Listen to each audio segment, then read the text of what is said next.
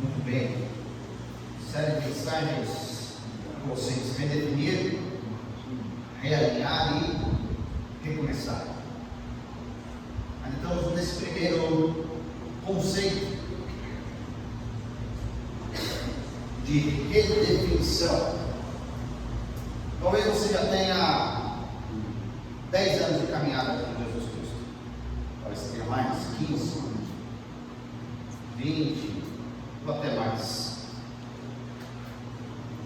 Algo que eu achava extremamente perda de tempo, tenho aprendido a dar valor, que é reler livros, reler coisas que eu já tinha lido, já extraindo, e ainda mais a palavra de Deus, como faz diferença. Nesse dia especial, no dia da Bíblia, nós comemoramos hoje, no segundo domingo de dezembro, essa importância. Mas tem que ter. Antes a gente perguntava para os nossos queridos, né? Você tem uma Bíblia? Se não tiver, eu te presentear. E a gente teve a oportunidade de presentear alguns de vocês aqui, talvez até com a primeira Bíblia. Você lembra? Você tem um carinho todo especial. Se você entrar aqui, eu lembro das minhas primeiras Bíblias, a minha primeira Bíblia de estudo que meu avô me deu. Mas mais do que ter uma Bíblia hoje em dia, é o quanto nós lemos. E eu brinco com vocês, quando a gente vai ler o texto, é para você acessar a palavra de Deus, porque ela está no nosso bolso, está na nossa mão. Em quantas versões a gente pode. Tudo isso aqui e muito mais, às vezes no celular. Então, de fato, para nós, na nossa cidade, talvez no Brasil urbanizado, no século XXI, a grande questão não é mais acesso à palavra de Deus. Em alguns países continua, gente. Nós temos que continuar orando por isso. Mas é a leitura da palavra que, para mim, eu acho que vai ser sempre o grande desafio para o ser humano. E quanto isso serve para que a palavra de Deus redefina a minha vida, ou traga os conceitos corretos que faltam para a minha vida. O tema de hoje é: fiquem alertos. Vou contar para vocês uma experiência que eu tive quando ainda era criança. Não foi em Barbacena, mas eu era criança ali na cidade de São Paulo, São Paulo capital. E uma das excursões que a gente fez foi ao, agora ficou extremamente famoso, né? Todo mundo sabe, Instituto Butantan. E os meus amigos, tudo que a gente queria saber e tudo que a gente comentava era ver quantas cobras a gente ia ver. Será que a gente ia chegar perto? Será que a gente ia poder tocar nelas e tudo mais? Porque era isso que tinham passado para nós, que era um lugar que tinha muitas cobras. Isso é como é criança, né? O perigoso é o que atrai, é o que vai perto. Esse é o serpentário do Instituto Butantan. Quantos já tiveram lá? Mais alguém esteve lá? Legal. Esse é o serpentário, tá? Que é visto em perspectiva, é alto, tá? As cobras não sobem por ali, sabe? É visto de cima. Eles tentam reproduzir um habitat mais natural para a gente ver vários tipos de cobras, principalmente brasileiras, quase exclusivamente brasileiras, ali. É extremamente antigo esse lugar. Ele passou por algumas reformas. Para você ter uma ideia, é um projeto da década de 10, não 2010, 1910. Vital Brasil, o idealizador ali do Butantan. Naquela visita, naquela excursão, como a gente falava, né? A gente foi passando por todos os processos, desde o dentinho da cobra até eles colocaram ali o veneno nos cavalos. O cavalo que é o principal vetor para eles extraírem o soro. O soro que a gente chama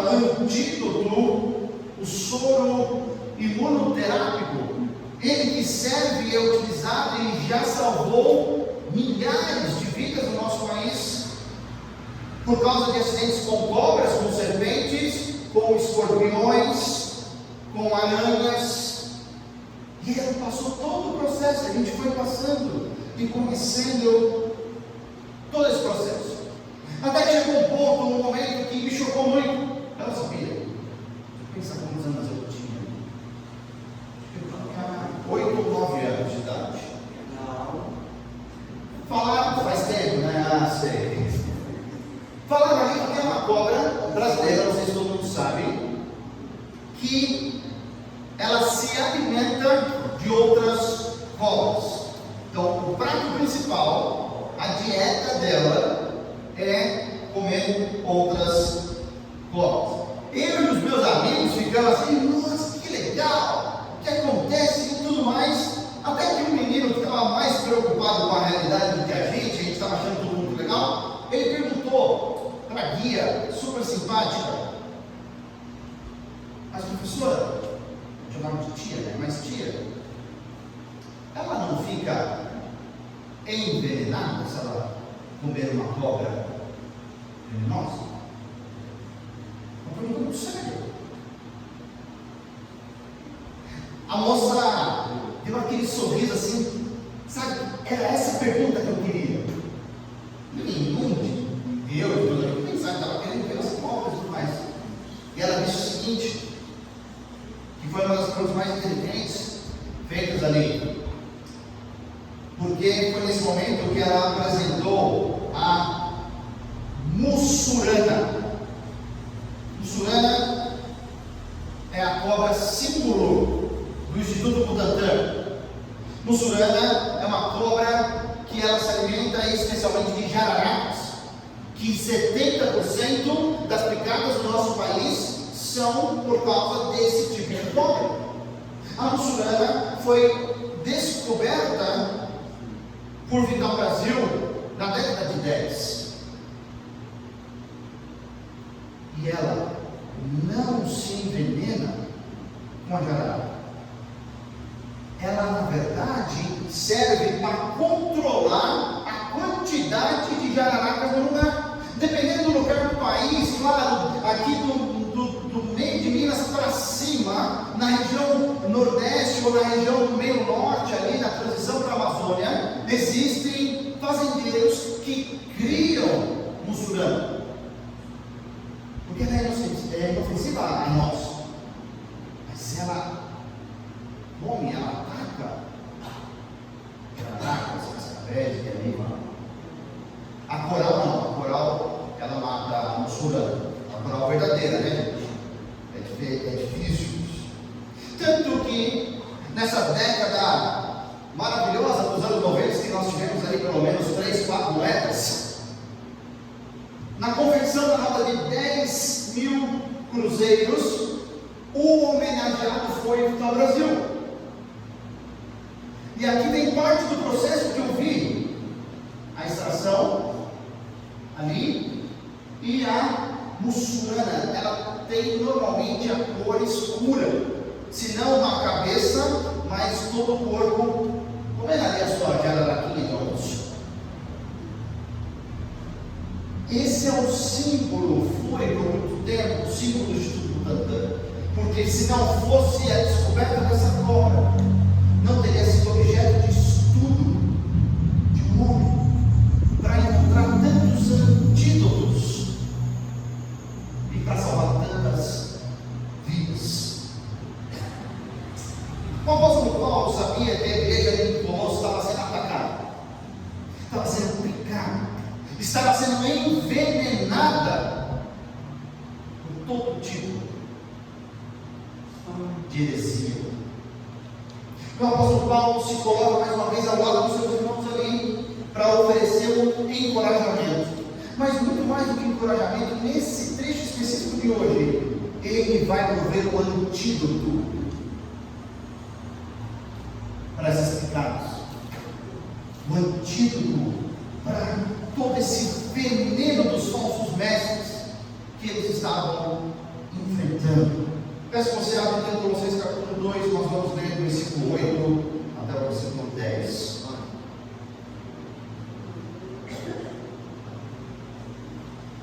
Colossenses 2, do 8 ao 10. Diz assim a palavra de Deus: tenham cuidado para que ninguém os escravize a filosofias vãs e enganosas, que se fundamentam nas tradições humanas e nos princípios elementares deste mundo, e não em Cristo.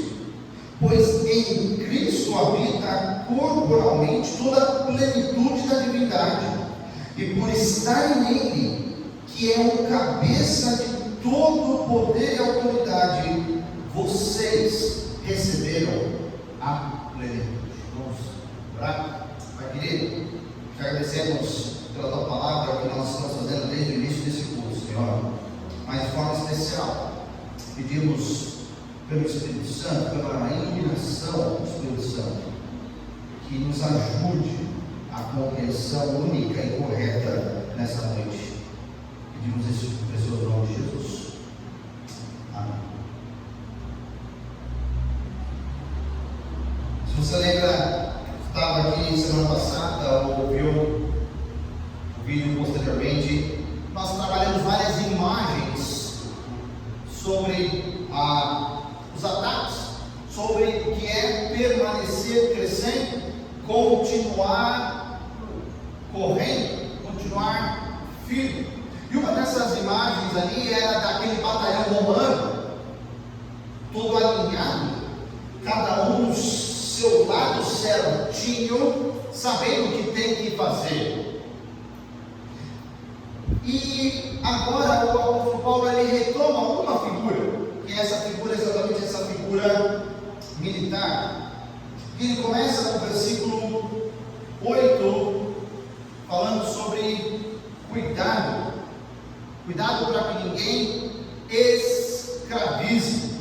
A ideia desse sentido literal aqui é você conquistar alguém, conquistar um povo e levar ele como cativo, escravo.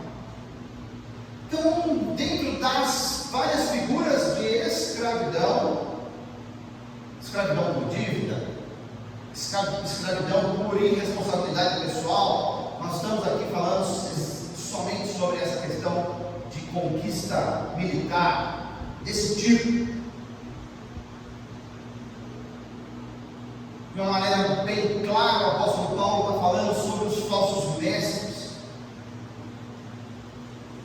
Como muitas seitas hoje em dia, eles não fazem nenhum tipo de esforço, não empreendem nenhum tipo de trabalho para ganhar os perdidos.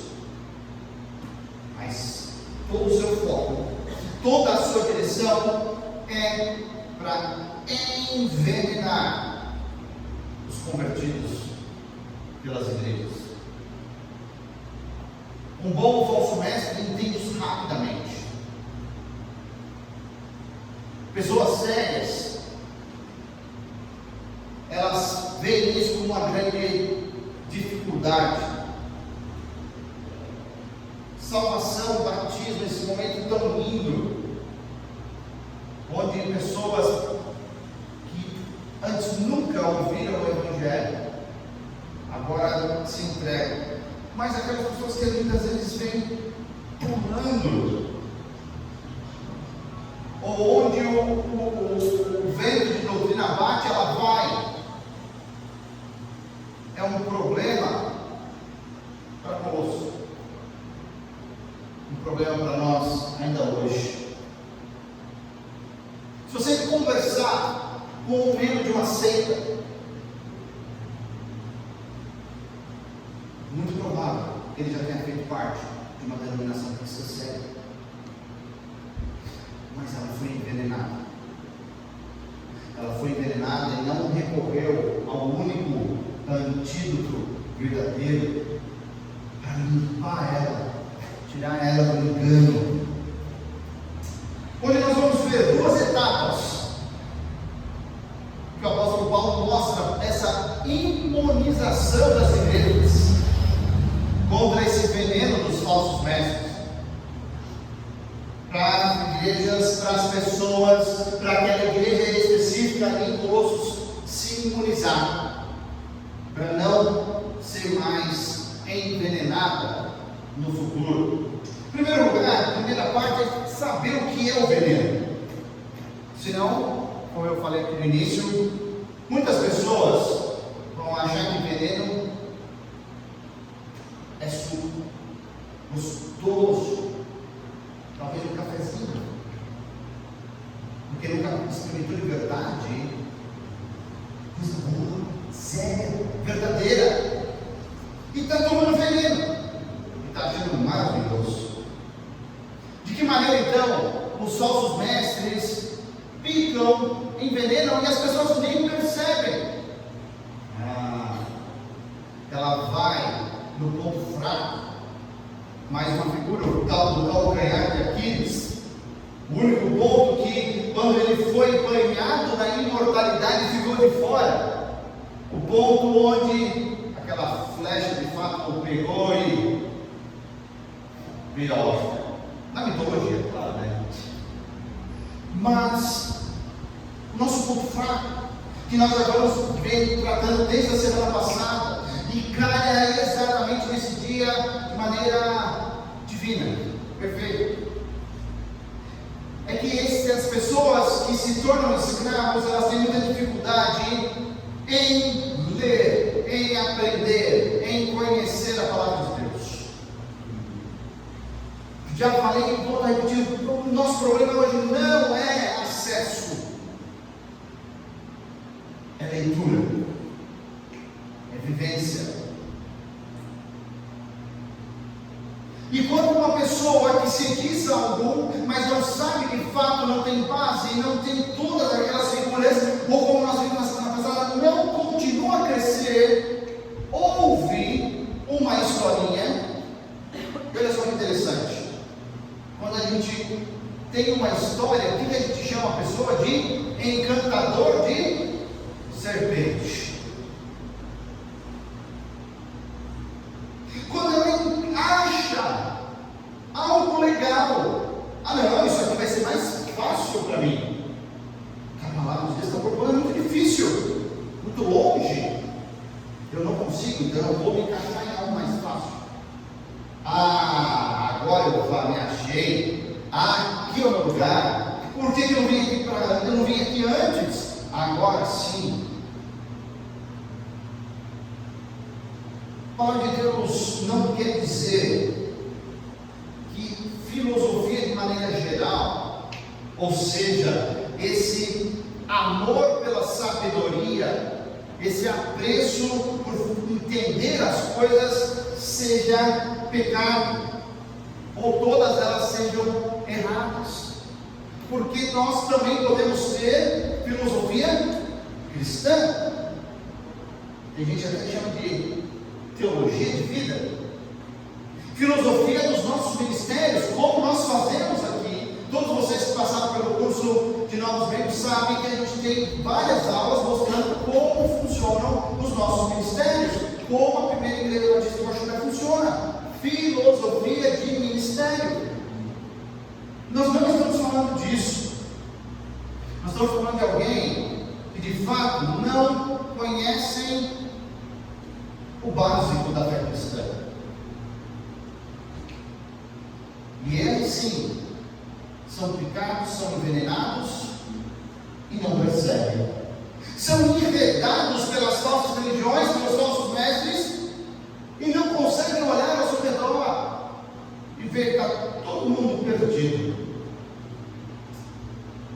Me chama a atenção porque parece que tem crescido cada vez mais. Conversava ontem de manhã com um senhor em Pouso Alegre, muito tradicional,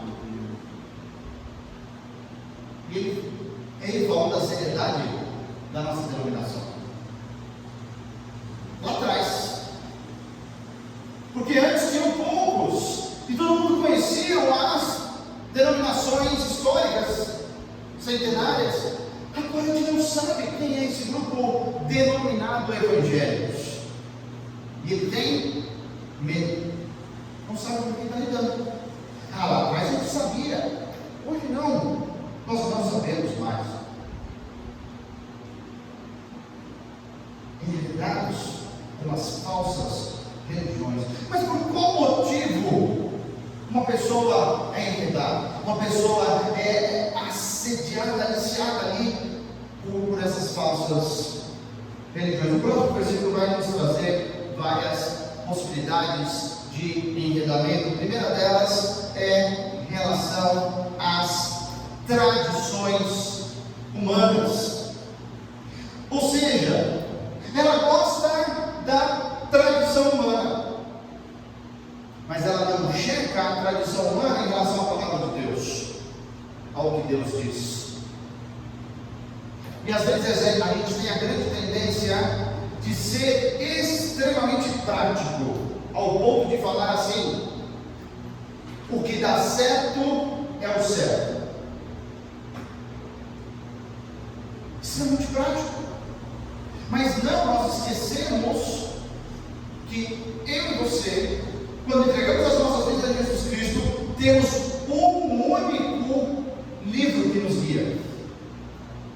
E o que está escrito ali é o que nós morremos e vivemos. Mas mudar as coisas que já estão por aí, ainda mais no nosso estado, gente.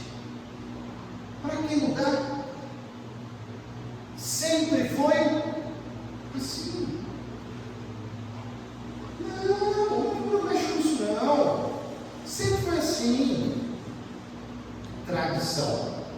Esse talvez seja o maior conceito de tradição. Tradição é aquilo que eu passo adiante, mas eu nem sei o motivo. Quando a gente, Deus deu o privilégio de ser pai, Sofia veio, eu acho que foi o maior caminhão de tradição que a gente recebeu na vida. Porque as pessoas passam adiante sem saber o motivo, a razão. Faz isso, faz aquilo outro. Por quê? Não, minha mãe fez comigo, minha avó fez com ela, e aí vai, não sei até hoje, até a árvore não é. Tradição. Não sabemos os motivos, mas apenas passamos as coisas adiante. E eu estou falando de um assunto, parece simples, gente, mas todos nós, até eu, temos tradições. Todos nós.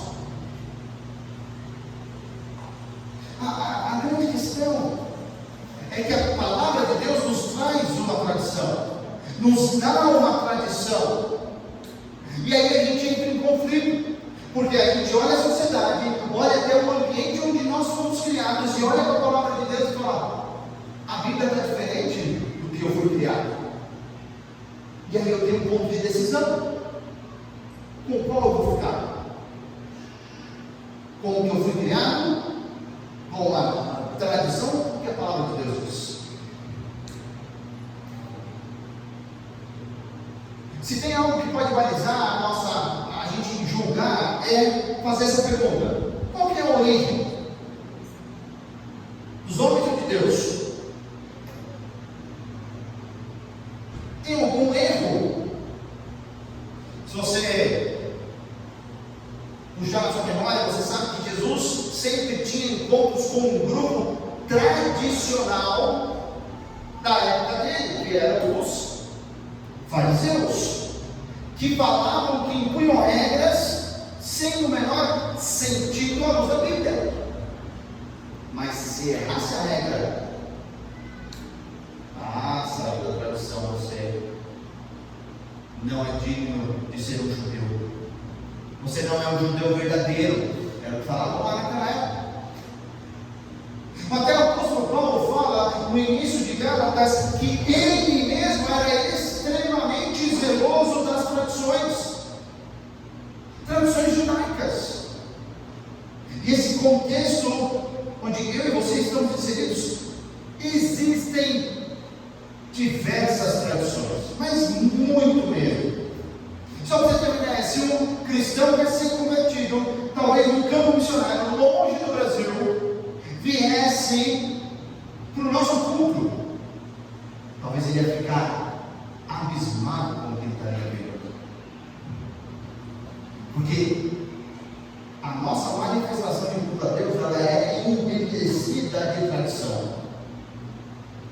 a gente não percebe. Ponto fundamental é que a gente costuma trocar as tradições humanas pelo que a palavra de Deus diz. Ou seja, é mais importante aquilo que eu fui ensinado, aquilo que todo mundo faz, do que a palavra de Deus.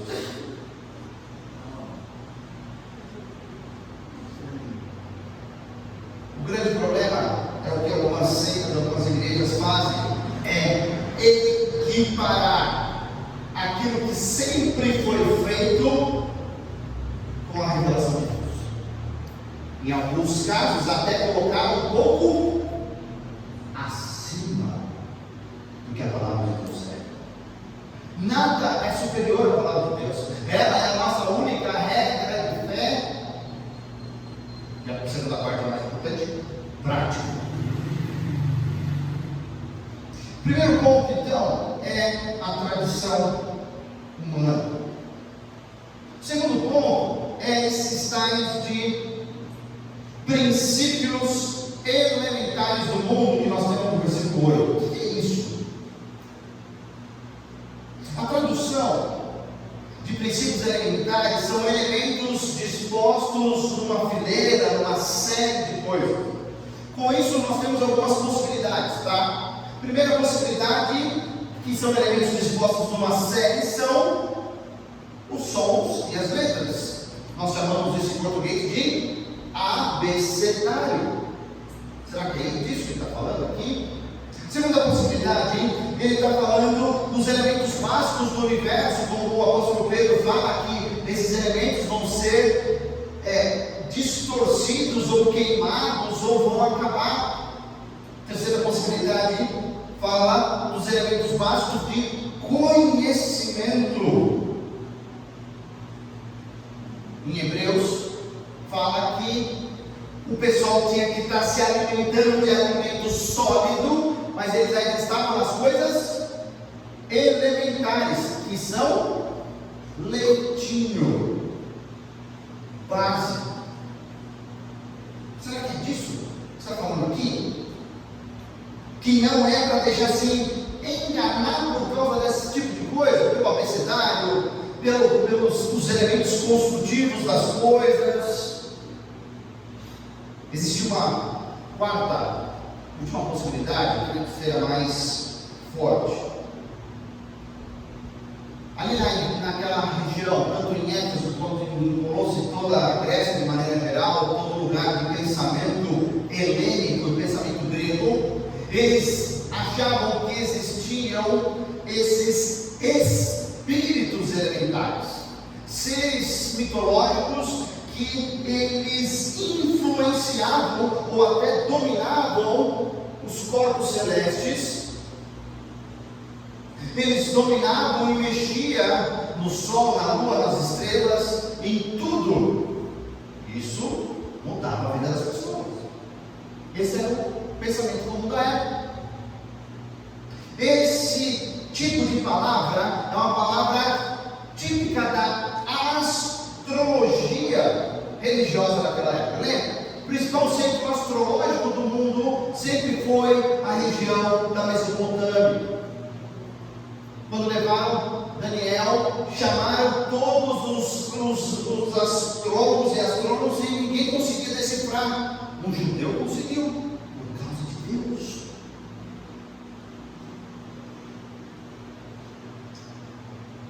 Com essa definição a gente consegue encaixar o problema vivido.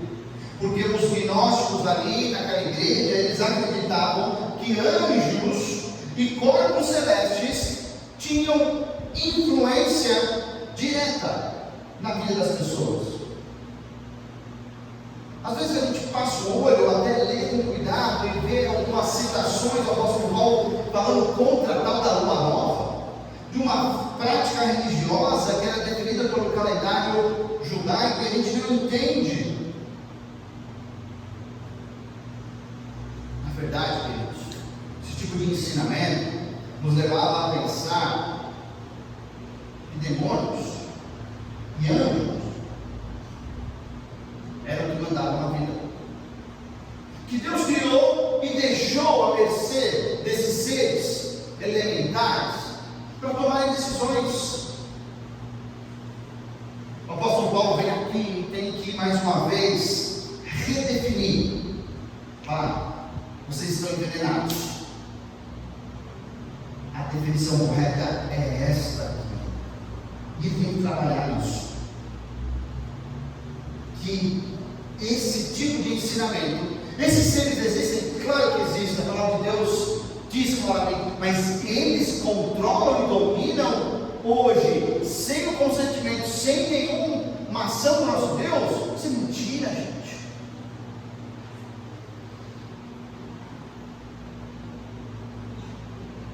Esse é o veneno, e é um veneno difícil de tirar. Se você abrir qualquer site, portal, ou ainda boletim impresso, ou ainda se você passa num ponto de ônibus ou num poste de grande movimentação, você vai ver lá: faça uma amarração para o amor, faça o seu mapa astral. Ainda recente, filmes falando sobre aquele tabuleiro onde você conversa com espíritos e eles te respondem. Demônios. Crianças nossas fazendo isso, filho, não está longe. Pais, se preocupem seriamente com isso. Não, é só brincadeira do compasso aqui. Eles não sabem com quem eles estão lidando. O outro lado sabe. E vai. Não é no fraco, são as nossas crianças. Todas essas práticas que estão tão no nosso meio, que a gente sabe quem faz, quem gosta disso, que é horóscopo, quem acredita. Quando as pessoas perguntam: qual é o teu signo? Dá vontade de falar: sério, que essa besteira? Eu falo assim: o que é isso? Não, só vai explicar. E aí a gente se decepciona mais ainda para ver a definição da pessoa. Não, é que dependendo de onde você nasceu, tem que ver como é a sua personalidade. Então a pessoa acredita nisso aqui, que os princípios elementares do mundo controlam e determinam a nossa vida. Está longe da gente isso? 2000 anos atrás. Hoje, a mesma coisa. Cristão vigoroso. Que coisa! Vai ler a Bíblia. Gente, é impressionante. Esse estudo místico desse sistema zodiacal, zodíaco.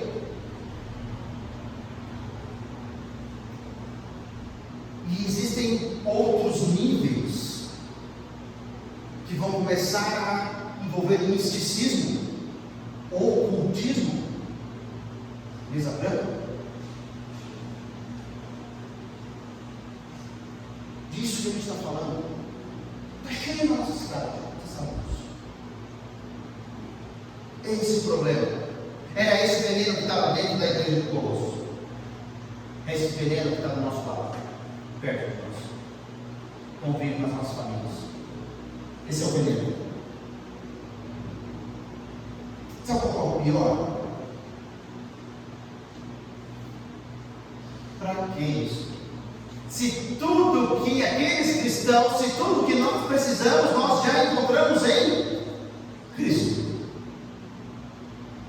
Nós temos um rio limpo, bonito, água geladinha, que a gente gosta de tomar, esgoto. Muitos crentes são assim. Gosta de correr para aquelas águas mais sujas e imundas que o mundo pode nos dar. E nós temos a água viva do nosso lado.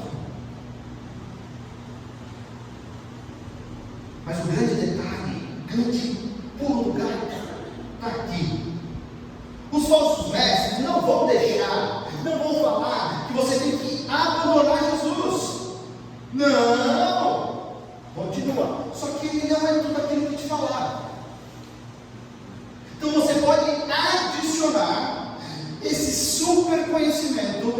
aqueles princípios elementares a Jesus.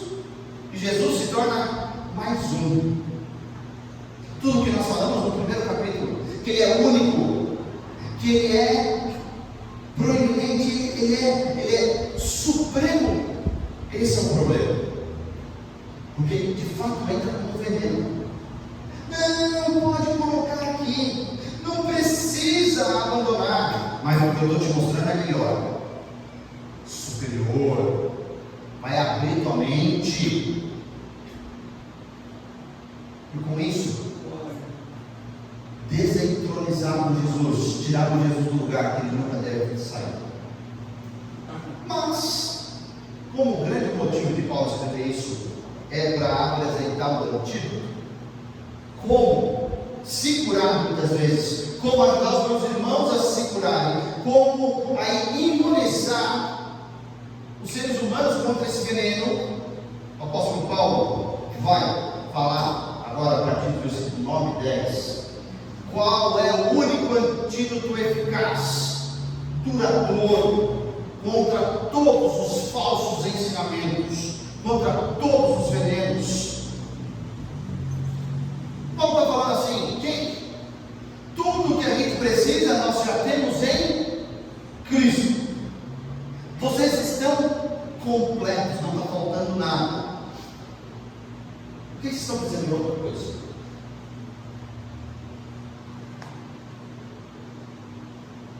Completo, não falta nada. Sabe o que acontece com o meu e o seu coração? A gente tem um grande desejo das coisas novas, que o melhor vai sempre estar para frente, e a gente esquece de pôr em prática aquilo que a gente já sabe. O termo mais uma vez citado aí é plenitude. A gente já falou isso lá no capítulo 1, versículo 19, quando a gente falou que plenitude é esse termo que os falsos mestres usavam para dizer que todos os atributos possíveis da divindade, nesse caso de Deus, estão ali. Não, a plenitude é algo tremendo. Plenitude, queridos, encontra-se em Jesus Cristo. Eles já sabiam, já tinham esse encontro, já tinham tido esse encontro, mas estavam ansiando, desejando algo mais que não existe, só vai servir para te envenenar. Os falsos mestres queriam dizer: não, calma, plenitude não é isso. Plenitude é o estágio mais avançado que o ser humano pode chegar. Plenitude é a experiência religiosa. Você vai subindo até você chegar na plenitude. Sabe o que isso parece? Um nirvana budista.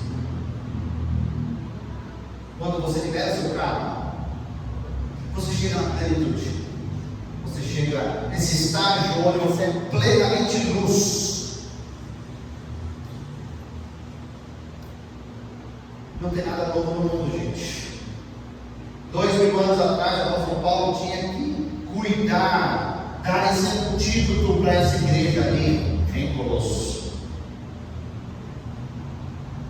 Nesse tempo de Natal, onde uma das primeiras coisas que nós sabemos é que o nome de Jesus seria Emanuel, que quer dizer o quê?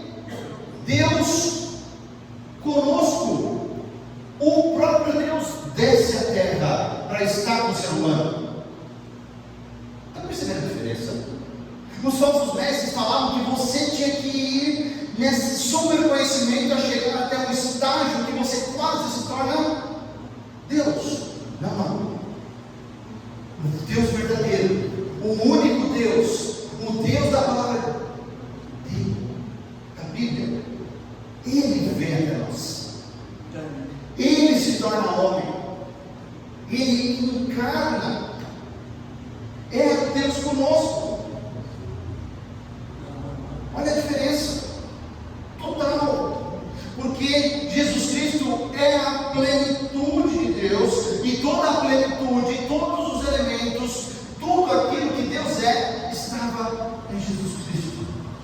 Modo contínuo, permanente. Claro que muitas vezes ele optou por não usar, porque senão eu teria muita dificuldade com textos onde o próprio Deus teve sono e fome. Surgiu uma picanha, surgiu uma outra coisa. Não,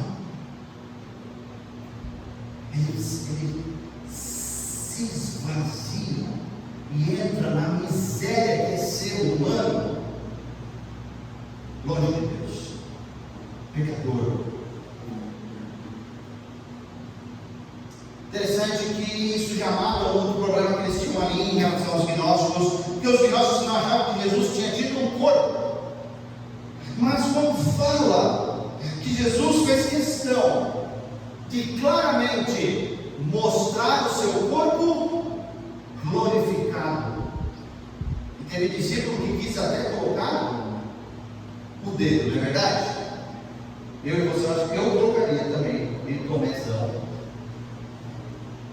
Um corpo, esse corpo glorificado, esse corpo, essa pessoa, essa divindade que veio até nós, se teve um corpo, esse corpo glorificado. Nós não estamos falando de um fantasma, de uma luz, de um karma, de alguém do nirvana. Nós estamos falando de um ser humano, 100% Deus, 100% humano.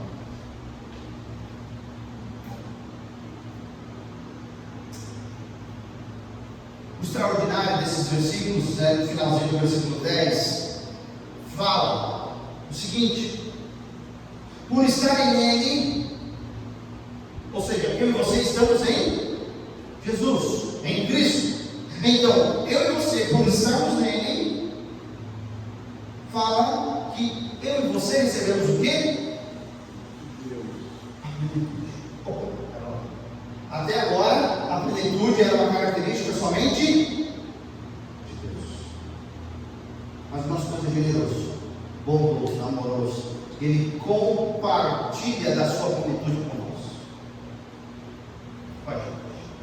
Com todo mundo.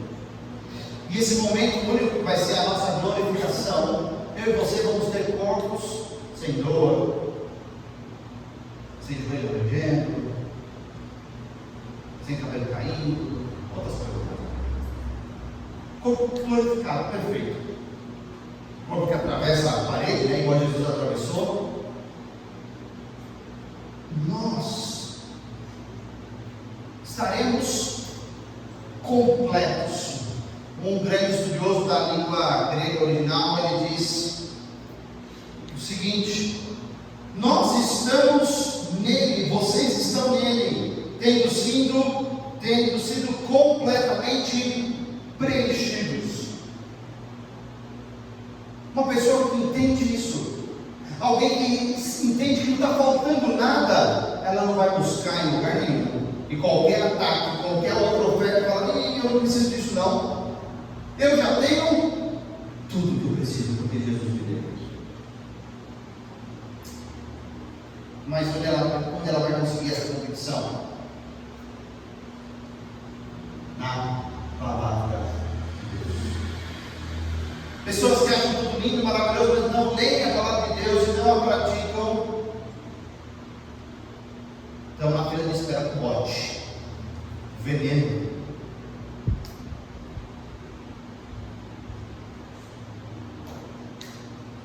Resumo: cristão, quando você entrega a sua vida a Jesus Cristo, você nasce sem faltar nada, completo. Porém, o seu crescimento espiritual é fundamental. Por isso que você precisa nutrição. Você precisa se alimentar. Você precisa crescer, o que nós vimos semana passada. Essa é uma grande dificuldade de muitos cristãos, e muitas seitas têm vendido isso, porque entenderam: não, venha Jesus e tudo mais, e o ponto final da vida é o batismo. Depois do batismo você faz o que você quiser da sua vida. Não, havia começo.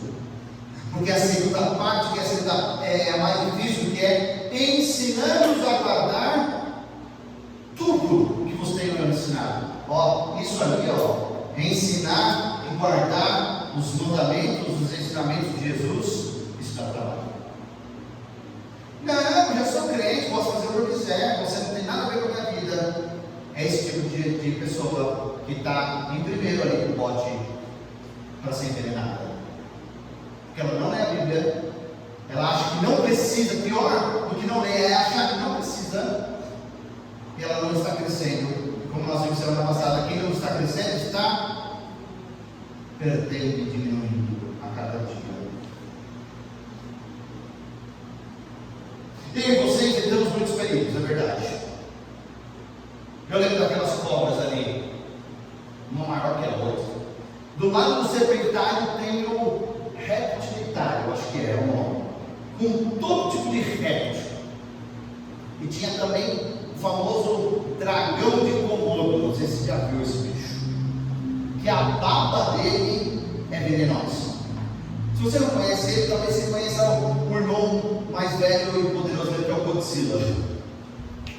É um bicho mesmo, da ilha de Komodo. Quando você olha para ele e fala, gente do céu, se eu encontrasse um bicho desse, eu não saberia que ele é perigoso.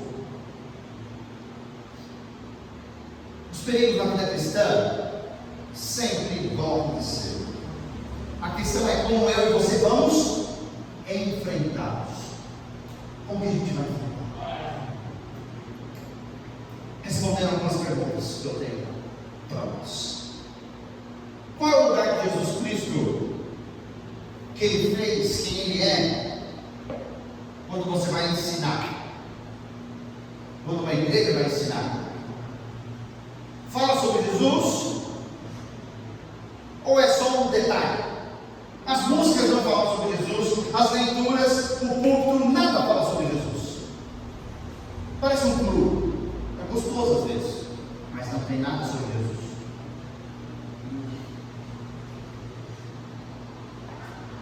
Segunda pergunta que a gente tem que se atentar: Jesus é Deus? Jesus teve um corpo humano de verdade? Porque nós temos erro dos dois lados, tá, gente? Não, era só um fantasminha. Não, Jesus nunca foi Deus. Seitas, heresias, veneno.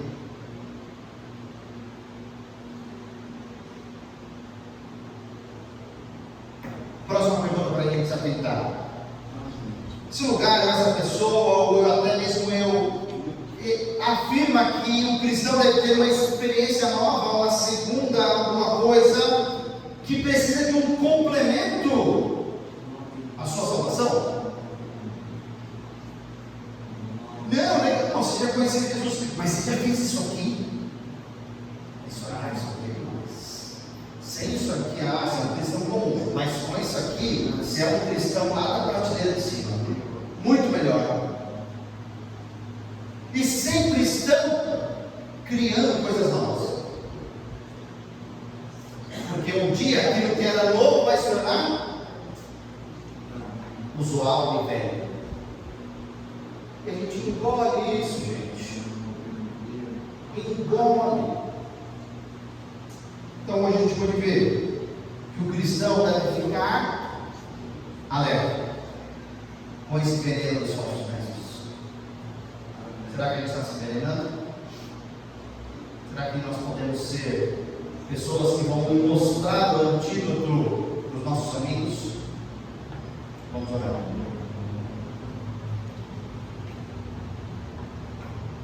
Pai querido, Senhor, nos ajuda a identificar esses venenos que estão na nossa vida. Pai, ajuda cada um aqui a fugir o mais longe possível desses falsos mestres, Pai. Pai, meu desejo é que o Senhor sempre preserve essa igreja local desses envenenadores que só querem misturar. Nos ajuda, Pai, a sermos os cristãos, os Senhor quer que a gente seja. A Deus isso no nome de Jesus. Amém.